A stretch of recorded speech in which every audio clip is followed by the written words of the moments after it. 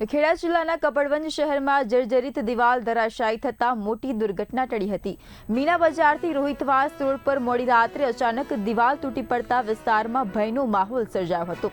સદનસીબે ઘટના રાત્રિના સમય બનતા કોઈ જાનહાનિ થઈ નહોતી। અગાઉ દબાણ દૂર કરવાની કાર્યવાહી દરમિયાન દુકાનો પાછળ આવેલી જર્જરિત દિવાલો યથાવત રાખવામાં આવી હતી।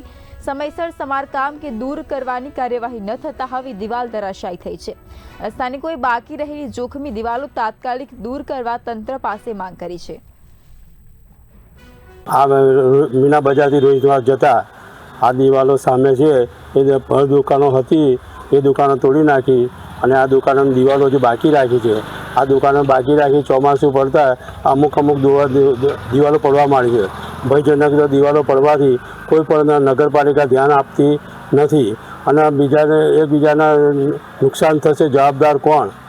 નગરપાલિકાને વારંવાર આ જો અવારનવાર નગરપાલિકાના માણસો અહીંયાથી આવે છે, જાવે છે અને તથા ધ્યાન રાખે છે, છતાં આ દિવાલો સામે જોતા નથી। અમુક કામ તો કરે જાય છે પણ દિવાલો પડું દરેક દિવાલો આખી દિવાલો જે 40-42 દુકાનો તૂટી ગઈ। આ વિસ્તાર પોસ્ટ વિસ્તાર આવેલો છે। અહીંયા હજારો વ્યક્તિઓની અવરજવર છે। ઉપરાંત નગરપાલિકા અહીંયા શાકભાજીની લારીઓ સાંજ સવાર ઊભી રહેવા દે છે અને અહીંયા અનુમાન એવું છે કે રાત્રે મોડી રાત્રે આ દિવાલ ધરાશાયી થઈ છે, તો કોઈ પણ જાનહાનિ થઈ નથી। સ્થાનિકો તંત્ર પાસે એવી આશા રાખી રહ્યા છે કે જે આ ભયજનક દિવાલો છે એ બધી તરત હટાવી લેવામાં આવે।